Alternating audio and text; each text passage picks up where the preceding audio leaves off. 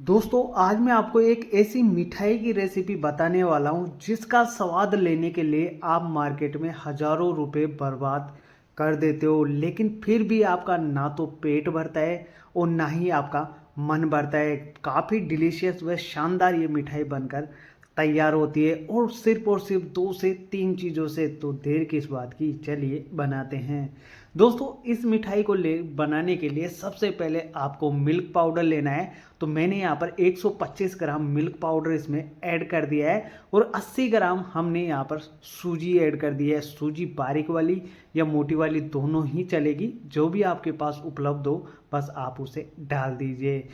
इनको डालने के बाद में आपको अच्छे से इसे मिक्स कर लेना है, क्योंकि जब भी कोई मिठाई बनाओ या कोई रेसिपी बनाओ तो साथ के साथ चीज़ों को अच्छे से मिक्स कर लेना चाहिए, जिससे आपको आगे दिक्कत नहीं आएगी। तो मिक्स करने के बाद में आपका मिश्रण इस प्रकार से बनकर तैयार होगा, बिल्कुल दानेदार। अब दोस्तों आपको क्या करना है कि इसके अंदर 1 चम्मच आपको मैदा ऐड करनी है। या तो आप मैदा ऐड कर लीजिए या फिर आप यहाँ पर गेहूं का आटा ऐड कर सकते हैं, क्योंकि कई बार क्या होता है कि हम मैदा नहीं खाते तो उसकी जगह आपको गेहूं का आटा डालना है, लेकिन सिर्फ 1 चम्मच। अब आपको ऐसा करना है कि 2 चम्मच इसमें देसी घी डाल देना है। जो ये जो चम्मच है ना, जो रेगुलर हम खाने में के लिए यूज करते हैं, बस वही वाली चम्मच आपको यूज करना है। अब आप इसे एक बार और अच्छे से मिक्स कर लीजिए। पहले चम्मच से कर लीजिए, उसके बाद में आप हाथों की सहायता से इसे 2 से 3 मिनट अच्छे से रब करेंगे ना, तो क्या होगा कि ये जो मोइन के लिए हमने घी डाला ना इसमें, वो दाने दाने तक पहुंच जाएगा। ये प्रोसेस करना ज़रूरी होता है, क्योंकि एक तो मोइन सारे मिश्रण में अच्छे से फैल जाता है, जिससे उसकी जो अलग खुशबू आती है ना, वो बहुत ही मज़ेदार आती है। और दूसरी बात, जब हम रेसिपी बनाते हैं, मिठाई बनाते हैं, तो उसका टेक्सचर और टेस्ट दोनों ही काफ़ी कमाल के आते हैं। वैसे भी क्या होता है कि जब हम मोइन के लिए रिफाइंड ऑयल या घी डालते हैं ना, तो हल्के लम्स बन जाते हैं, तो उनको हटाने के लिए भी ये प्रोसेस करना ज़रूरी होता है। या तो आप चम्मच की सहायता से इसे मिक्स करके आप ऐसा कर सकते हो कि छलनी की सहायता से भी छान सकते हो। अब 1/4 चम्मच यहाँ पर बेकिंग सोडा और 1/4 चम्मच यहाँ पर बेकिंग पाउडर डाल देंगे और एक बार और अच्छे से इसे मिक्स कर लेंगे, ताकि जो बेकिंग पाउडर है और बेकिंग सोडा है वो भी अच्छे से मिक्स हो जाए।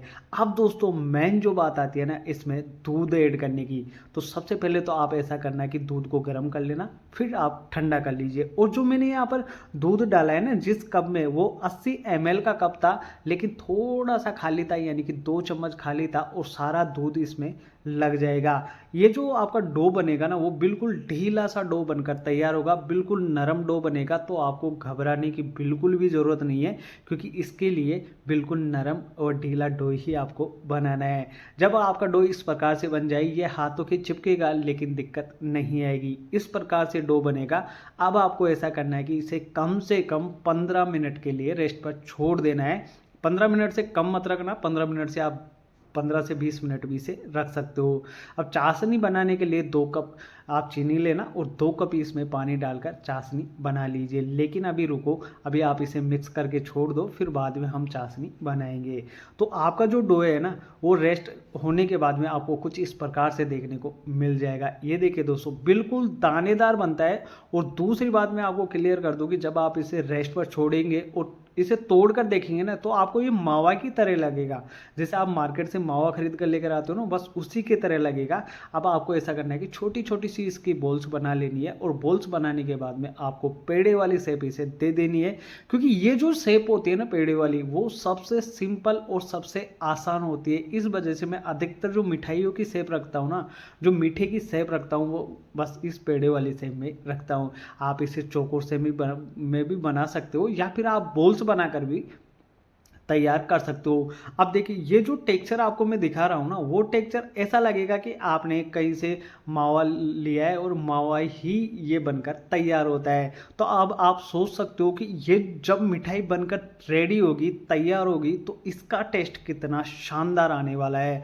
आप इसीलिए मैं आपको बता रहा था कि आप इस मिठाई को खाने के लिए हज़ारों रुपए बर्बाद भी करते हो और फिर भी आपका पेट नहीं बढ़ता है। लेकिन टेंशन करने की ज़रूरत नहीं है, आप इस तरीके का इस्तेमाल करके यह मिठाई घर पर बनाइए और मन भर कर खाइए, जी भर कर आपको खाइए, जितना खाना है उतना आप खा सकते हैं। तो सारे जो मिठाई इसी तरीके से बनाकर तैयार कर लेंगे। अब एक प्लेट लेंगे, उस पर बटर पेपर बिछाएंगे और थोड़ा सा घी से ग्रीस कर देंगे उसको, या फिर आप ऑयल से भी ग्रीस कर सकते हो। और फिर आपको इसको रख देना है, एक एक पेड़ा थोड़ी थोड़ी दूरी पर आपको इसे रख देना है और आपको इसे बेक करना है। मैंने यहाँ पर 180 डिग्री पर इसे 12 मिनट के लिए बेक किया था। तो आप चाहो तो इसे फ्राई भी कर सकते हो, लेकिन दोस्तों फ्राई करते समय एक बात का ध्यान रखना कि इसमें मीठा सोडा आपको नहीं डालना है। बेकिंग पाउडर आप डाल सकते हो, मीठा सोडा जो बेकिंग सोडा होता है ना, वो आपको नहीं डालना है। तो जब 12 मिनट आप इसे बेक करेंगे तो आपको कुछ इस प्रकार से कलर इसका देखने को मिल जाएगा। क्योंकि क्या होता है ना, कभी कभी जो मैं मिठाइयाँ बनाता हूँ तो आप उसे बोलते हो कि इसे आप बेक करके बनाइए, फ्राई नहीं करना चाहिए, क्योंकि जब रिफाइंड ऑयल में फ्राई करते हैं तो ये टेस्टी नहीं बनती है और कहीं ना कहीं ऑयली भी बनकर तैयार होती है। तो आप इसे बेक करके ही बनाना। अब आप इसका अंदर का टेक्सचर देखिए कितना कमाल का है।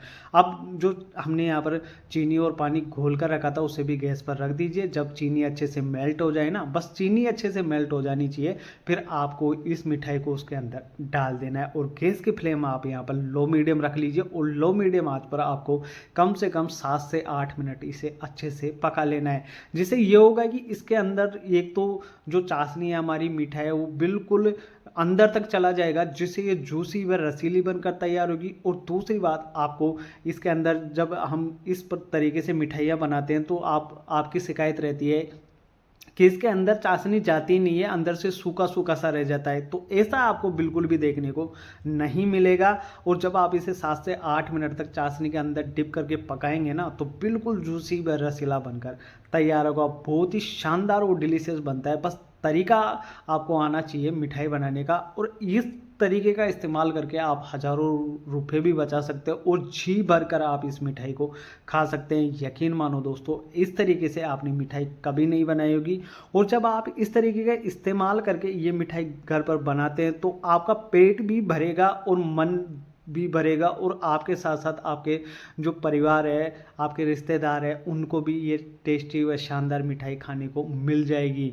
ज़्यादा समय तो आपको नहीं लगेगा मिठाई बनाने में और कम समय में बन जाती है और बिल्कुल सिंपल तरीका है। अब मैं आपको इसे तोड़कर भी दिखा देता हूँ कि इसके अंदर का जो टेक्सचर है, अंदर ही इसमें कितनी चाशनी जा चुकी है, वो भी आप एक बार देख लीजिए। तो आप चाकू की सहायता से, चम्मच की सहायता से काट लीजिए, इजली कट जाएगा। और अब देखिए इसका अंदर का टेक्सचर देखिए, आप हैरान रह जाएंगे कि इसके अंदर का जो टेक्सचर है कितना कमाल का है और बिल्कुल जूसी व रसीली बनकर तैयार होती है।